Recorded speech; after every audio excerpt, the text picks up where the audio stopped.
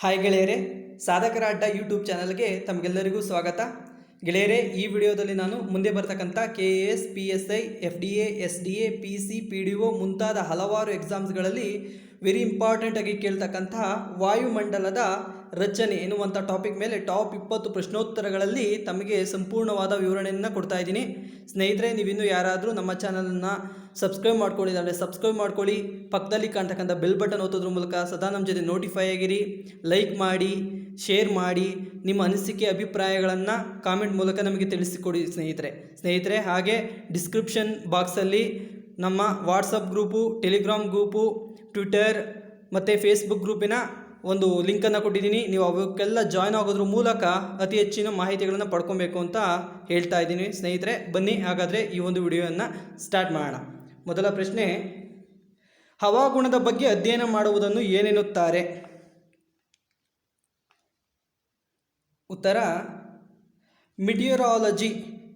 ವಾಯುಮಂಡಲವು ಭೂಮಿಯಿಂದ ಸುಮಾರು 1600 ಕಿಲೋಮೀಟರ್ ಎತ್ತರದವರೆಗೆ ವ್ಯಾಪಿಸಿದೆ. ಭೂಮಿಯ ಸಮೀಪ ವಾಯುಮಂಡಲದ ಸಾಂದ್ರತೆ ಹೆಚ್ಚಾಗಿದ್ದು, ಭೂಮಿಯಿಂದ ಎತ್ತರಕ್ಕೆ ಹೋದಂತೆ ಅನಿಲಗಳ ಸಾಂದ್ರತೆ ಕಡಿಮೆಯಾಗುತ್ತಾ ಹೋಗುತ್ತದೆ. ಭಾರವಾದ ಅನಿಲಗಳು ಭೂಮಿಯ ಸಮೀಪದಲ್ಲಿ ಇರುತ್ತವೆ. ಎತ್ತರಕ್ಕೆ ಹೋದಂತೆ ಅತಿ ಹಗುರಾದ ಅನಿಲಗಳು ಕಂಡುಬರುತ್ತವೆ. ನೆಕ್ಸ್ಟ್ ಕ್ವಶನ್, ವಾಯುಮಂಡಲದ ಅತ್ಯಂತ ಕೆಳಸ್ತರ ಯಾವುದು? ಉತ್ತರ ಪರಿವರ್ತನಾ ಮಂಡಲ. ಪರಿವರ್ತನಾ ಮಂಡಲ, ಹವಾಗೋಳ, ಟ್ರೋಪೋಸ್ಪಿಯರ್ ಎಲ್ಲವೂ ಒಂದೇ. ಈ ಪರಿವರ್ತನಾ ಮಂಡಲವು ವಾಯುಮಂಡಲ ಅತ್ಯಂತ ಕೆಳಸ್ತರವಾಗಿದೆ. ಇದು ಭೂಮಿಯ ಮೇಲೆ ಸಮಭಾಜಕ ವೃತ್ತದಲ್ಲಿ 18 ಕಿಲೋಮೀಟರ್ ಎತ್ತರವಿದ್ದು, ಧ್ರುವ ಪ್ರದೇಶಗಳಲ್ಲಿ 8 ಕಿಲೋಮೀಟರ್ ಎತ್ತರದವರೆಗೆ ವಿಸ್ತರಿಸಿದೆ. ಪರಿವರ್ತನಾ ಮಂಡಲದ ಸರಾಸರಿ ಎತ್ತರ 12 ಕಿಲೋಮೀಟರ್ ಆಗಿದೆ. ಪರಿವರ್ತನಾ ಮಂಡಲದಲ್ಲಿ ಸರಾಸರಿ ಉಷ್ಣಾಂಶ 20 ಡಿಗ್ರಿಯಿಂದ 25 ಡಿಗ್ರಿ ಸೆಲ್ಸಿಯಸ್ವರೆಗೂ ವ್ಯತ್ಯಾಸವಾಗುತ್ತದೆ.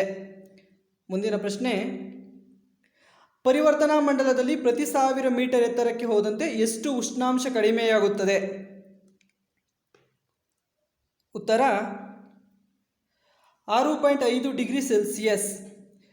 ಈ ಸ್ತರದಲ್ಲಿ ಪ್ರತಿ 1000 ಮೀಟರ್ ಅಥವಾ ಪ್ರತಿ 1 ಕಿಲೋಮೀಟರ್ ಎತ್ತರಕ್ಕೆ ಹೋದಂತೆ 6.5 ಡಿಗ್ರಿ ಸೆಂಟಿಗ್ರೇಡ್ ಉಷ್ಣಾಂಶ ಕಡಿಮೆಯಾಗುತ್ತದೆ.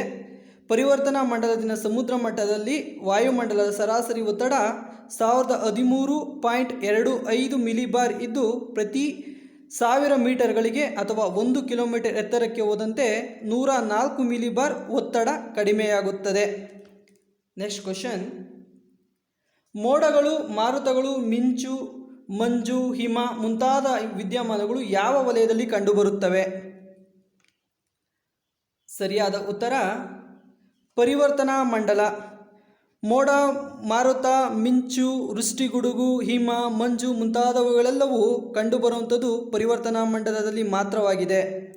ಹವಾಮಾನದ ವಿದ್ಯಮಾನಗಳು ಪರಿವರ್ತನಾ ಮಂಡಲದಲ್ಲಿ ಮಾತ್ರ ಕಂಡುಬರುವಂತಹ ವಿದ್ಯಮಾನಗಳಾಗಿವೆ.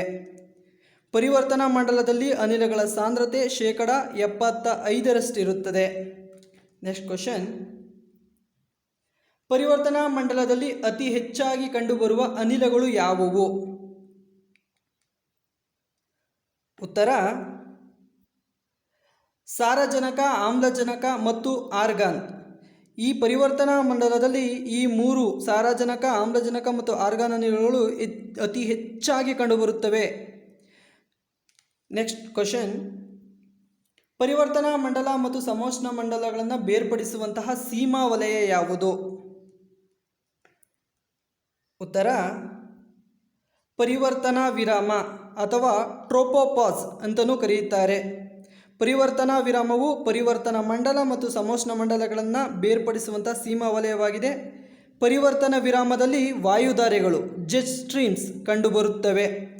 ಪರಿವರ್ತನಾ ವಿರಾಮವು ಕರ್ಕಾಟಕ ಸಂಕ್ರಾಂತಿ ವೃತ್ತ ಮತ್ತು ಮಕರ ಸಂಕ್ರಾಂತಿ ವೃತ್ತಗಳ ಮೇಲೆ 10 ರಿಂದ 15 ಕಿಲೋಮೀಟರ್ ಎತ್ತರದಲ್ಲಿ ಕಂಡುಬರುತ್ತವೆ.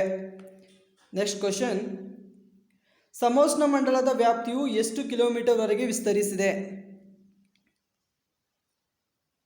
ಉತ್ತರ 18 ರಿಂದ 50 ಕಿಲೋಮೀಟರ್.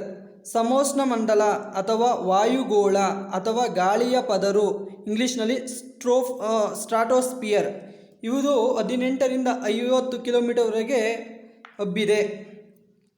ಈ ಸ್ತರದಲ್ಲಿ ಉಷ್ಣಾಂಶ ಸಾಮಾನ್ಯವಾಗಿ ಸಮನಾಗಿರುತ್ತದೆ.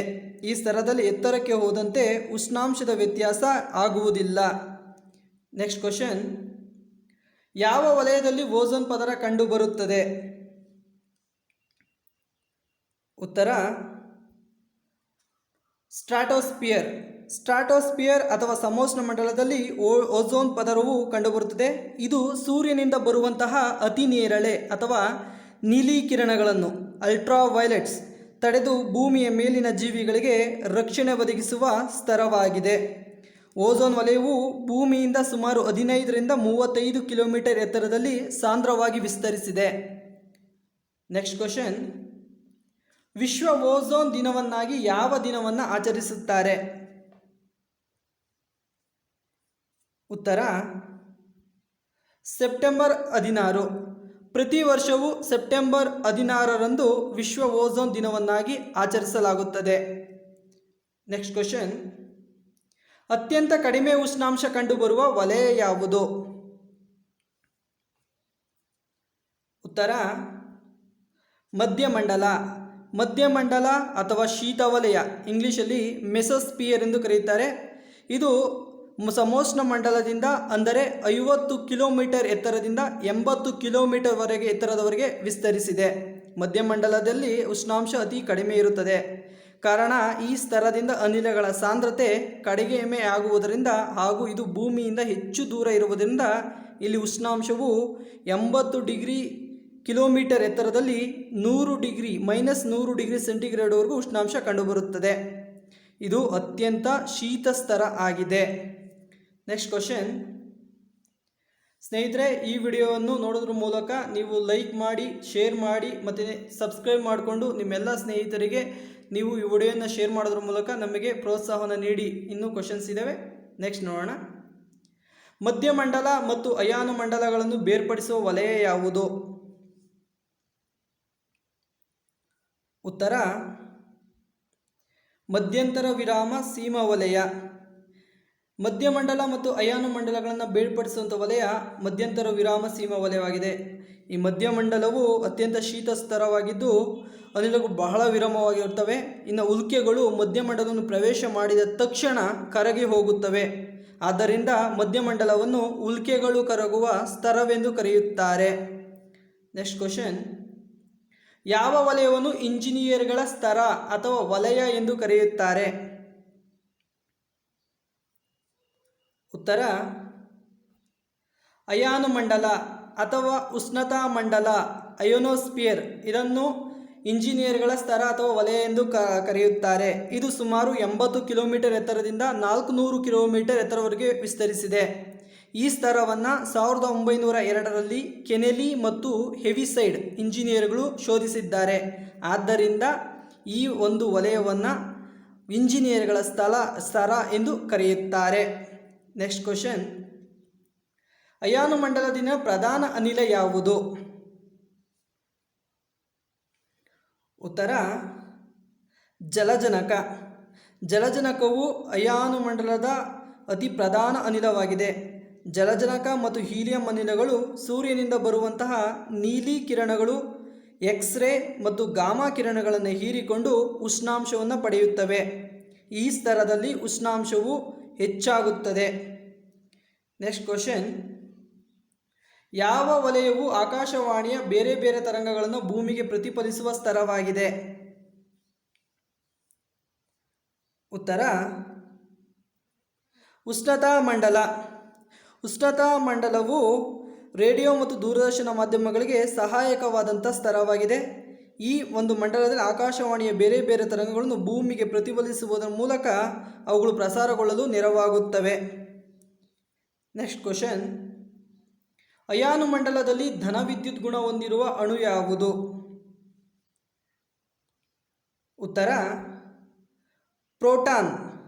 ಅಯಾನು ಮಂಡಲದಲ್ಲಿ ಧನ ವಿದ್ಯುತ್ ಗುಣ ಹೊಂದಿರುವಂಥ ಅಣು ಪ್ರೋಟಾನ್, ಆದರೆ ಋಣ ವಿದ್ಯುತ್ ಹೊಂದಿರುವಂತಹ ಅಣು ಎಲೆಕ್ಟ್ರಾನ್ಗಳಾಗಿದ್ದಾವೆ.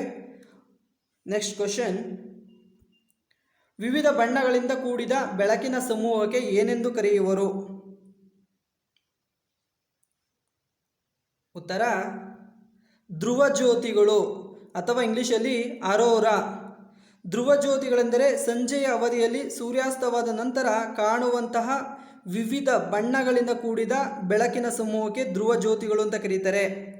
ಧ್ರುವ ಜ್ಯೋತಿಗಳು ಧ್ರುವ ಪ್ರದೇಶಗಳಲ್ಲಿ ಮಾತ್ರ ಕಾಣುವುದರಿಂದ ಇವುಗಳಿಗೆ ಉತ್ತರ ಧ್ರುವ ಜ್ಯೋತಿ ಅಂದರೆ ಅರೋರಾ ಬೋರಿಯಾಲಿಸಿಸ್ ಮತ್ತು ದಕ್ಷಿಣ ಧ್ರುವ ಜ್ಯೋತಿ ಅರೋರಾ ಆಸ್ಟ್ರಾಲಿಸಾ ಎಂದು ಕರೆಯುವರು.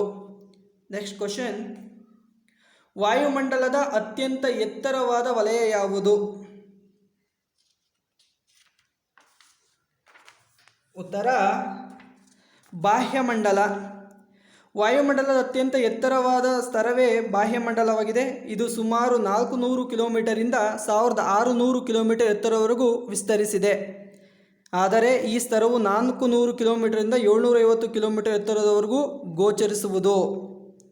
ನೆಕ್ಸ್ಟ್ ಕ್ವಶನ್, ಬಾಹ್ಯಮಂಡಲವನ್ನು ಕಂಡುಹಿಡಿದವರು ಯಾರು? ಉತ್ತರ ವಾನ್ ಅಲೆನ್. ಈ ಒಂದು ವಲಯವನ್ನು 1959ರಲ್ಲಿ ವಾನ್ ಅಲೆನ್ ಎಂಬಾತನು ಕಂಡುಹಿಡಿದಿದ್ದಾನೆ. ಆದ್ದರಿಂದ ಈ ಸ್ತರಕ್ಕೆ ವಾನ್ ಅಲೆನ್ ಸ್ತರ ಎಂದು ಕರೆಯುತ್ತಾರೆ. ನೆಕ್ಸ್ಟ್ ಕ್ವಶನ್, ಓಝೋನ್ ಪದರದ ನಾಶಕ್ಕೆ ಕಾರಣವಾಗುವ ಅನಿಲ ಯಾವುದು? ಉತ್ತರ ಕ್ಲೋರೋಫ್ಲೋರೋಕಾರ್ಬನ್ ಅಥವಾ CFC. ಇದು ಓಝೋನ್ ಪದರದ ನಾಶಕ್ಕೆ ಕಾರಣವಾಗುವಂತಹ ಪ್ರಮುಖ ಅನಿಲವಾಗಿದೆ. ನೆಕ್ಸ್ಟ್ ಕ್ವಶನ್, ಓಝೋನ್ ಪದರಿನ ದಪ್ಪವನ್ನು ಯಾವುದರಿಂದ ಅಳೆಯುವರು? ಉತ್ತರ ಡಾಪ್ಸನ್ ಮಾನ.